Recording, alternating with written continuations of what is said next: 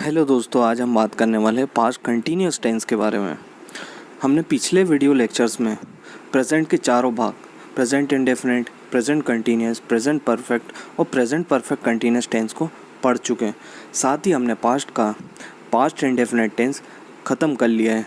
अगर आपको पसंद आए तो वो वीडियो ज़रूर देख लीजिएगा, तो आपको ये वीडियो और अच्छे से समझ में आएगा। अब हम समझते हैं पास्ट कंटिन्यूस टेंस क्या होता है। जो बीता हुआ समय रहता है, जो कि विगत समय होता है, उसको बोलते हैं पास्ट टेंस। और जो प्रेजेंट में चल रहा है उसको बोलते हैं प्रेजेंट टेंस। और जो फ्यूचर में होने वाला है, ये जो भी इंसिडेंट फ्यूचर में होगा उसको बोलते हैं फ्यूचर टेंस। जो काम पास्ट में शुरू हुआ, पास्ट में कुछ टाइम तक चला और वहीं पास्ट में ख़त्म हो गया, ऐसे काम पास्ट कंटिन्यूस टेंस के अंतर्गत आ जाते हैं। उदाहरण से समझिए, राम खाना खा रहा था। राम पास्ट में खाना खाना स्टार्ट किया और थोड़े टाइम तक खाना खाने के बाद उसने काम कंप्लीट कर दिया। तो पास्ट ही उसका स्टार्टिंग पॉइंट है और पास्ट ही एंडिंग पॉइंट है। उस बीच जो काम चल रहा था उसको हमें बताना होता है, तो हम बताते हैं पास्ट कंटिन्यूस टेंस के जरिए। पास्ट कंटिन्यूस टेंस के अंदर मुख्य क्रिया के साथ रहा था, रही थी, रहे थे का प्रयोग हुआ। जैसे राम घूम रहा था, राम खाना खा रहा था, सीता नाच रही थी, लोग घूम रहे थे। जैसे प्रेजेंट कंटिन्यूस टेंस में रहा है, रही है, रहे हैं का प्रयोग होता है, वैसे ही पास्ट कंटिन्यूस में रहा था, रही थी, रहे थे का प्रयोग होगा। जैसे मैं कहूँ राम खाना खा रहा है, तो यह हो जाएगा प्रेजेंट कंटिन्यूस के अंदर। और अगर मैं कहूँ राम खाना खा रहा था, तो ये हो जाएगा पास्ट कंटिन्यूस टेंस के अंतर्गत। अब आपको समझ में आ गया होगा पास्ट कंटिन्यूस और प्रेजेंट कंटिन्यूस टेंस के बीच का अंतर। चलिए अब समझते हैं पास्ट कंटिन्यूस टेंस के अफर्मेटिव सेंटेंस क्या होता है। अफर्मेटिव सेंटेंस आपको पता है, जिनका सेंस बिल्कुल पॉजिटिव होता है, सकारात्मक होता है, जिनमें नहीं और क्वेश्चन मार्क का प्रयोग बिल्कुल नहीं होता, वो होते हैं सकारात्मक वाक्य। इसका स्ट्रक्चर ऐसा होता है, सब्जेक्ट प्लस वॉज वर्ब का प्रयोग प्लस वर्ब का फर्स्ट फॉर्म प्लस आईएनजी और फिर ऑब्जेक्ट। सब्जेक्ट में हो जाता है राम, श्याम, सीता, गीता वगैरह वगैरह, ही, शी, इट, ये सभी सब्जेक्ट में आ जाते हैं। वॉज वर्ब का प्रयोग सिंगुलर सब्जेक्ट यानी एक वचन जो होगा उसके साथ प्रयोग करते हैं। एक वचन में यानी कि आई, ही, शी, इट के साथ वॉज का प्रयोग हुआ। वैसे ही प्लूरल सब्जेक्ट यानी बहुवचन के साथ वर का प्रयोग होगा। बहुवचन सब्जेक्ट में क्या आ जाएंगे, वी, यू, दे के साथ हमेशा वर का प्रयोग होगा।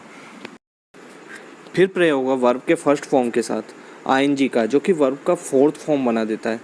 जैसे कि गो का हो जाएगा गोइंग। और फिर प्रयोग होगा ऑब्जेक्ट यानी अदर वर्ड,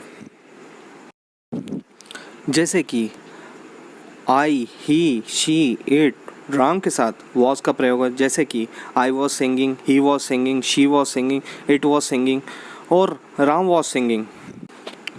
वैसे ही होगा you were dancing, we were dancing, they were dancing. I, he, she, it, Ram, Shyam, Sita, Gita वगैरह वगैरह जो भी सिंगुलर नेम हैं उनके साथ वॉज का प्रयोग होगा। और अगर प्लूरल नेम है जैसे कि राम एंड श्याम, तो वर का प्रयोग हो जाएगा। वैसे ही you, we, they, Ram and Shyam के साथ वर का प्रयोग होगा। अब और कुछ उदाहरण से समझते हैं। राम घर जा रहा था, इसमें सब्जेक्ट है राम, जा रहा था यह हो जाएगा वर्ब, तो उसका हो जाएगा जाने का गो। और गो का फोर्थ फॉर्म यानी आईएनजी फॉर्म होता है गोइंग। राम के साथ वॉज का प्रयोग हो क्योंकि सिंगुलर सब्जेक्ट है, तो सब्जेक्ट बन जाएगा Ram was going home. Ram घर जा रहा था, Ram was going home.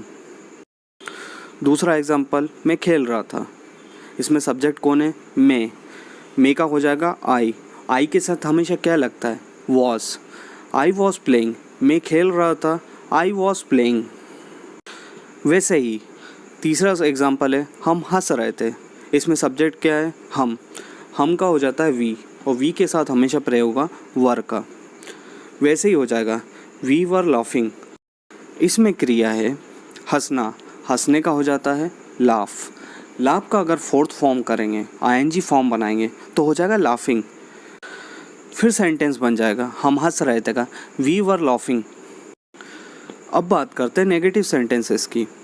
Negative sentences या फिर नकारात्मक वाक्य वो वाक्य होते हैं जिनमें नहीं का प्रयोग होता है। नकारात्मक वाक्यों का सेंस बिल्कुल नेगेटिव होता है, बिल्कुल नकारात्मक होता है।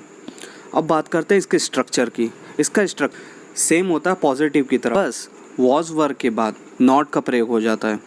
सबसे पहले प्रयोग होता है सब्जेक्ट का, फिर वॉज वर का, फिर नॉट का, और फिर वर्ब के फर्स्ट फॉर्म के साथ आईएनजी, और फिर अदर वर्ड या फिर ऑब्जेक्ट।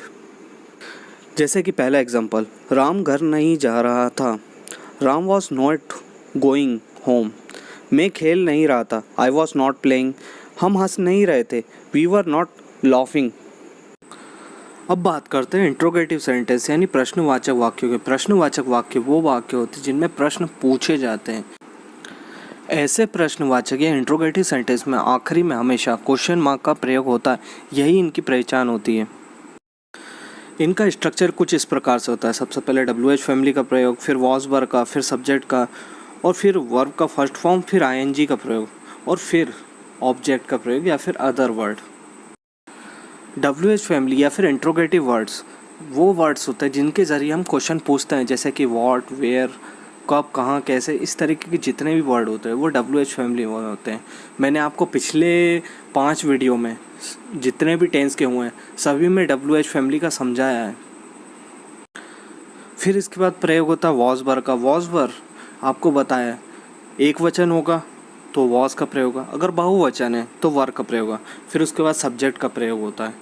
फिर उसके बाद वर्ब का फर्स्ट फॉर्म के साथ आईएनजी, जैसे सिंग का हो जाएगा सिंगिंग, डांस का हो जाएगा डांसिंग, डू का हो जाएगा डूइंग, गो का हो जाएगा गोइंग। इस तरीके से वर्ब का फोर्थ फॉर्म बनता है। अब समझते हैं एग्जाम्पल से। इंट्रोगेटिव वर्ड भी 2 प्रकार के होते हैं, एक स्पेसिफिक क्वेश्चन टाइप और एक yes no type. Yes no type जिसमें यस और नो से आंसर उत्तर दिए जाते हैं, और स्पेसिफिक क्वेश्चन जिसमें यस नो से कहीं ज़्यादा उत्तर होते हैं।